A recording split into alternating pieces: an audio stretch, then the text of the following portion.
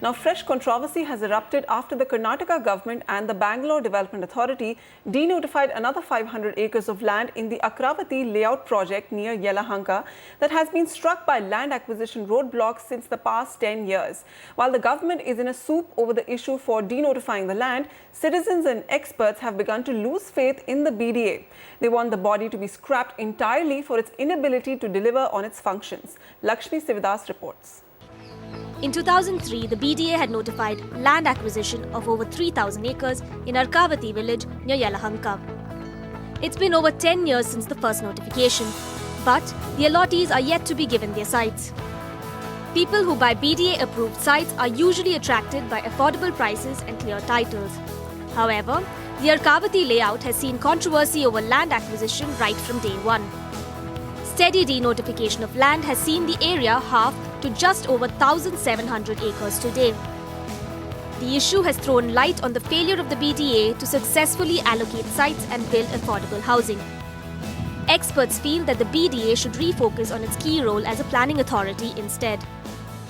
BDA has not adjusted to itself to its fast growth. Because it was not able to cope up with the developmental process of the Bangalore, so other organizations were created. It is not the job of only the developing authority to develop sites and sell it. It has to also develop the infrastructure.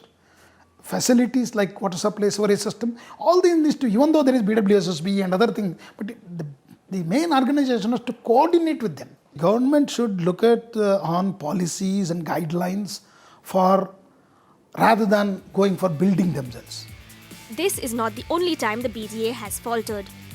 The BDA's affordable housing scheme launched in 2012 too saw few takers. Of the 9,118 invites sent out in 2012 and 2013, only 3,400 people subscribed to it. In 2008, the BDA announced the formation of a new colony with over 4,000 acres of land for the Nada Prabhu Kempe Gowda layout. In July 2014, the Karnataka High Court quashed land acquisition in the area over procedural flaws. Experts feel that the land acquisition is one of the biggest hurdles faced by the BDA. According to them, the BDA should give the reins of building hubs entirely to private developers. The dual role, which is the dual hat that the BDA is putting on when acquiring the lands. But land acquisition needs a specific task force that goes into the integrity of land acquisition itself. Unfortunately, BDA hasn't been very apt at it, and in the process actually causing a lot of concern for the allottees at a subsequent stage. The role of BDA is now being played by the private developers. So private developers have stepped in the last 10, 12, 15 years and have actually started developing Bangalore. So they have created mini hubs. From a master planning and as a town planner, we do need a BDA. But I think for BDA to create these micro markets and allot lands, the answer is no. Citizens and experts are now questioning the need for the BDA in Bangalore, considering their inability to successfully execute various plans for over a decade now. They suggest the merging of the BDA and the BMRDA as a centralized agency to execute master plans within the city. In Bangalore, Lakshmi Sivadas, NDTV.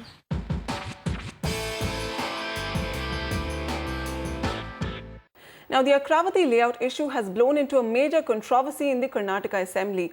Allegations are that vested interests in real estate influenced the state government's decision to denotify a large chunk of land from the Arkavathy Layout project.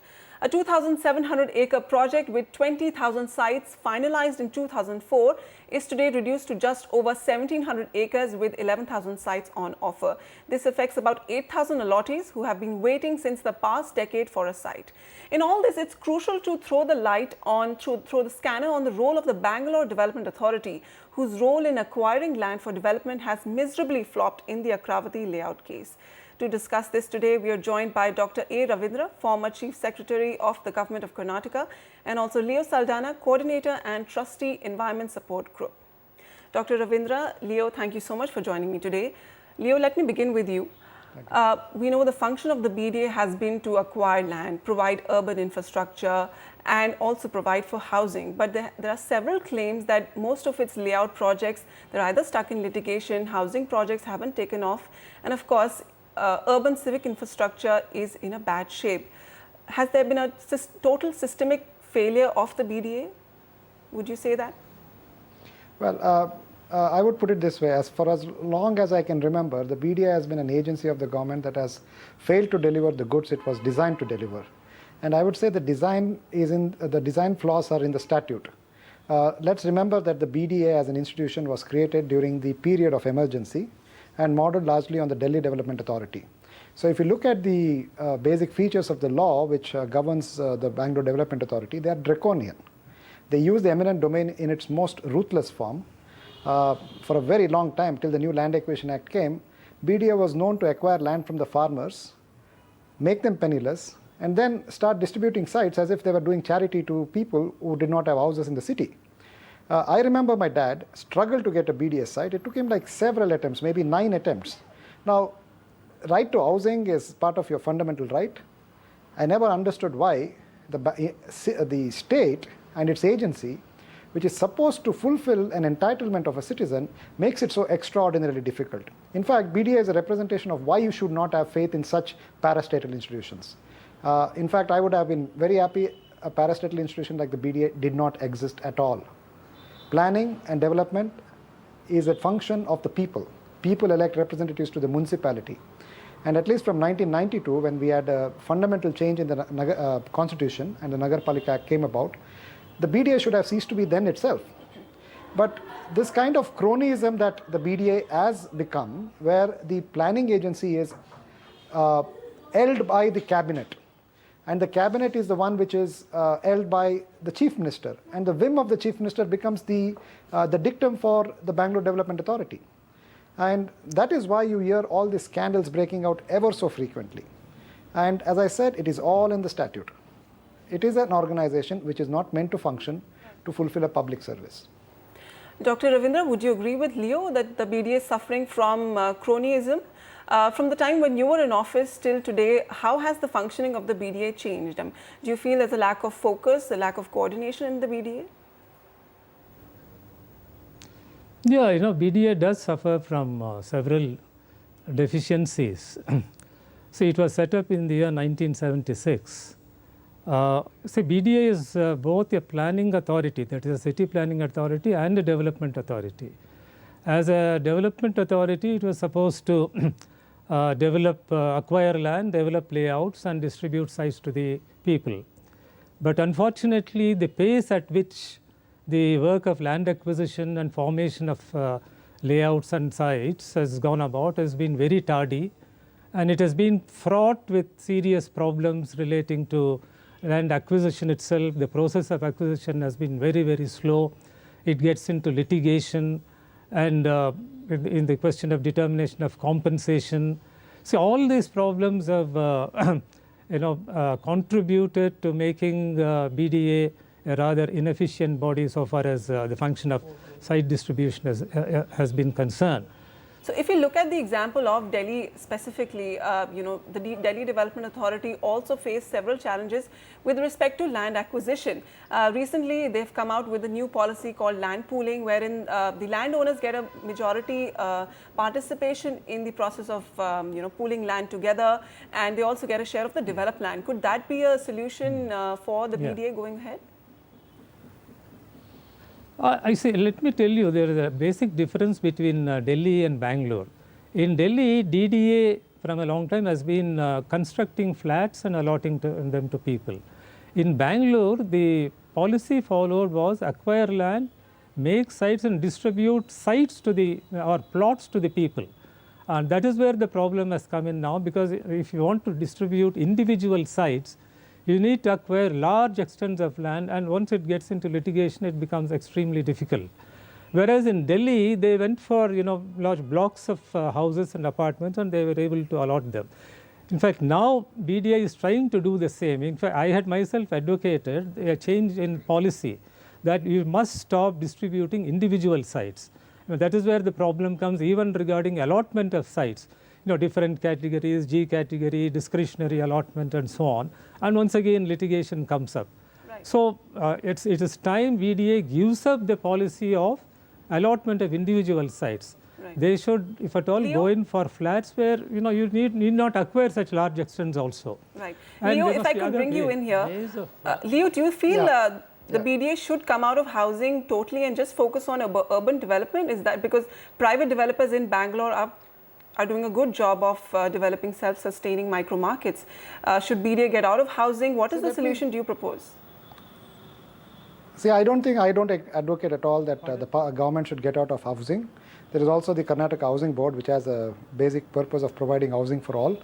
And the private sector does not at all provide housing for the middle classes or the lower middle classes.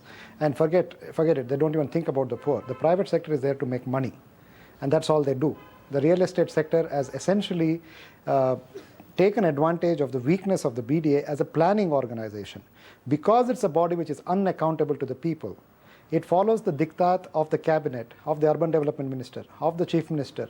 The chairman is an appointee of the chief minister. He is not an elected person. The commissioner is appointed by the state government. He is not an elected person.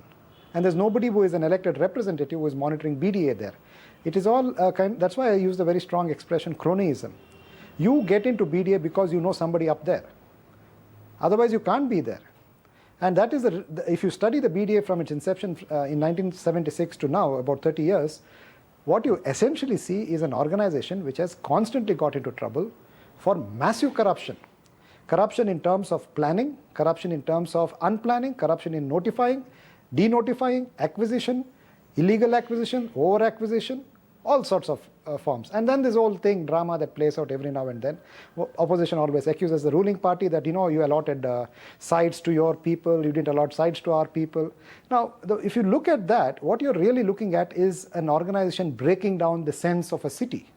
An organization which is not allowing the city to evolve organically. An organization which does not know what planning is. Planning is not something that you do by just sitting in a drawing room and drawing lines on a map. Planning is a very active process of allowing people to participate in shaping their futures. Their livelihoods depend on where they live. Today, the cities are created in such a way by agencies like the BDA and the private sector which manipulates in such a way that the poor people cannot live inside the city. Right. They have made land values so crazily expensive that it's simply impossible for a poor person to live and afford even a rented house inside the city. Most of them commute 4 hours. And 30 to 40% of our population is poor. So basically, what are we talking about? This is not an organization which is working for the people. So the unanimous view is that the BDA on that note has, itself, it has to be scrapped. Unanimous view is that the BDA has failed in its functions to provide infrastructure, housing, and actually deliver on its functions. Clearly, the other big issue is also of multiplicity of authorities. You have the BDA, the BBMP, the BMRDA. Experts want one centralized body to... and then you have the BMICAPA, then you have the BIAPA. Right. So bring all these bodies together and have a clear vision. Every time a new project comes up, you have a new authority. Right. So serious allegations of cronyism and corruption against the BDA. Gentlemen, thank you so much for joining me today on this show.